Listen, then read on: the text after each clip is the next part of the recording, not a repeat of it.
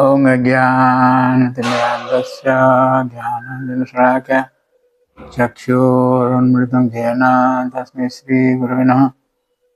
Hare Krishna, dear devotees, welcome to our ISKCON official YouTube channel. Today I am going to discuss Srimad Bhagavatam 10th canto 11th chapter, text 4 onwards.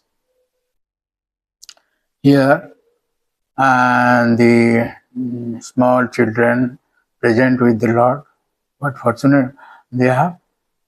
So they say, Bala uchu aniniti tirjagatam urukhalam vikasada madhyagena purusha api achapmayi.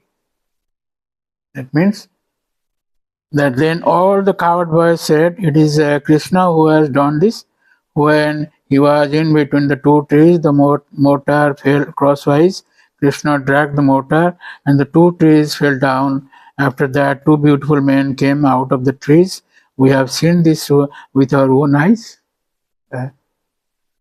So in the purport of Prabhupada Maharaj, the Krishna's playmates wanted to inform Krishna's father of the exact situation by explaining that not only did the trees break, but out of the broken trees came two beautiful men. All these things happened, they said. We have seen them with our own eyes. So Vishwanath Chakravarti Thakur in Sarartha Santika says, the coward boys said, Krishna went between the trees and the mortar fell crosswise. The elders didn't believe their story, so the boys repeated, we saw two men emerge from the trees. So in the Brihad Vaishnava Dasana, Shiva Sanatana Goswami said, they said it was done by him.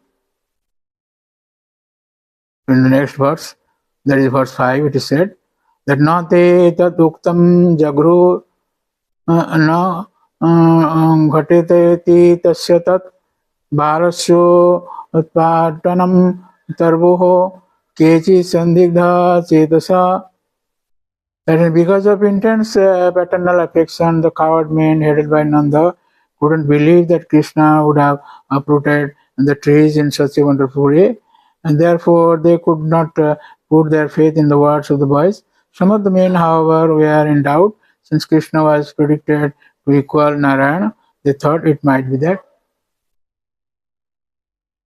So, Prabhupada Maharaj in the purport says that one view was that it was impossible for a small boy like this to have done such things as pulling down the trees. But there were doubts because Krishna had been predicted to equal Narayana. Therefore, the coward men were in a dilemma. Which Vishwanath Chakravarti Thakur says in Sarartha Chantika, Nanda and the coward men didn't believe the children because their feelings for Krishna would not allow them to think that Krishna was omnipotent. Some of the men, however, remembered Gargamuni's prediction about Krishna being equal to Narayana.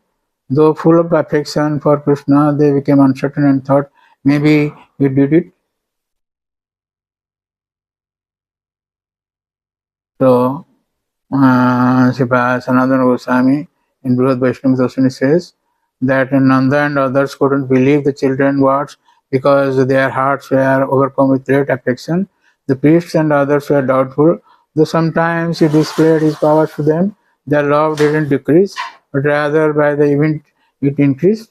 When fire in the kind of forest increased, rain couldn't extinguish it. Rather, the shower increased the flames like adding ghee.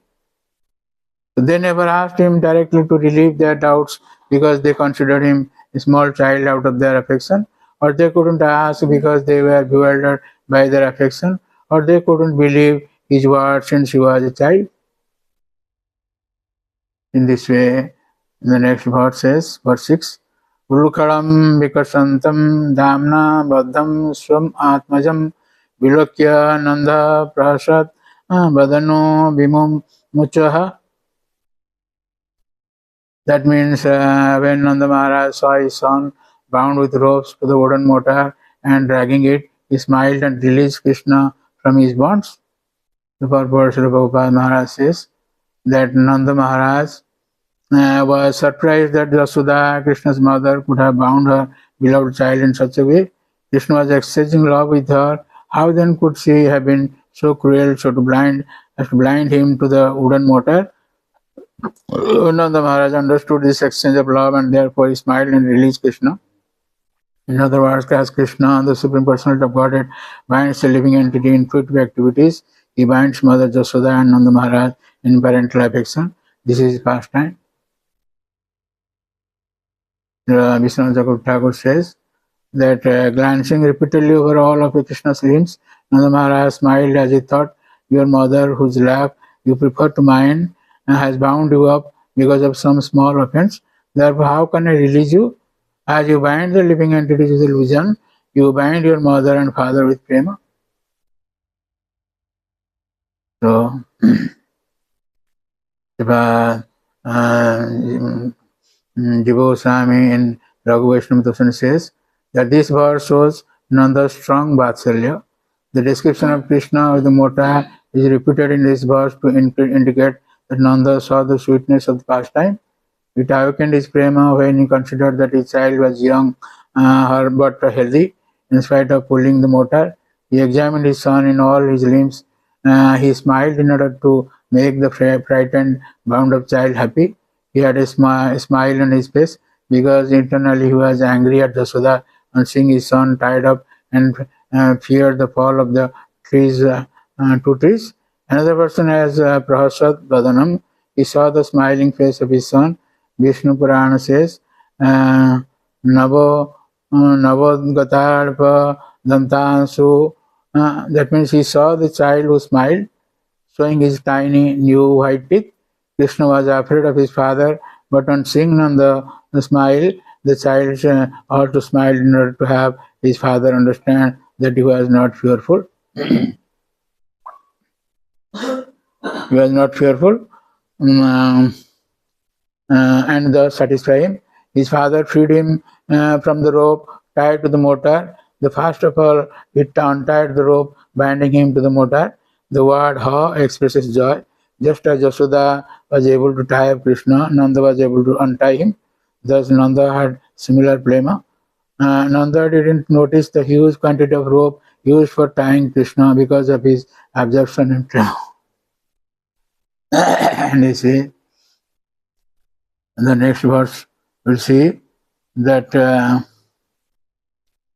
are so many purports in this verse.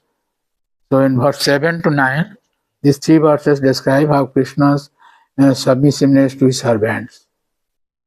In verse 11, in verse 7 it is said, Gopibhi stovitan rutyat Bhagavan Bharavat Kvachit Udgayati Kvachin Mogdhar Tadvaso Daru Jantravat.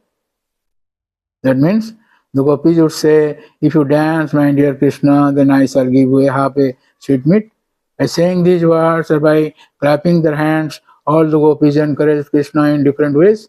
At such times, although he was the supremely powerful personality of Godhead, he would smile and dance according to their desire, as if he were a wooden doll in their hands. Sometimes he would sing very loudly as their bidding. In this way, Krishna came completely under the control of the gopis. In the purport, Shiva Vishwanath Thakur says in Sarartha Dasantika that who can describe the good fortune of Krishna's father and mother? Though Krishna is the controller of Brahma, Shiva and millions of demigods, he is controlled at every step by the inhabitants of Braja. This is described in 3.5 verses. The gopis would say, if you dance, my dear Krishna, I will give you a sweet. Induced Stabito, sorry, by the gopis, Krishna sometimes danced just like a human child. Overwhelmed by the gopis' sweet love, Krishna can conceal his omnipotence and smile and dance just like a wooden doll in their hands. So, Jiva Goswami in Raghu Vaishnava Darshan says that not only was he controlled by the prema of his mother and father having the highest affection for him, other gopis also controlled him. Previous events are described in 2 verses. These gopis were generally elderly. Though Bhagavan was full of all powers, he was like other boys. He forgot his own powers by being absorbed in his childhood pastimes, controlled by the rasa of its prema. Instead of Balavat, sometimes Balaka is seen. Then it means that he acted according to his childhood pastimes. Sometimes he sang, sometimes he danced, sometimes he appeared ignorant. As a small child, he knew dancing a little. sometimes showing himself to be ignorant, or in dancing he was charming. He danced because he was controlled by them like a puppet in instincts. In this way, we will be hearing about the childhood pastimes of the Lord in this chapter 11. So thank you very much for listening to this lecture, and please don't forget to subscribe, share, and like our channel, and get the blessings of the Lord. Hare Krishna.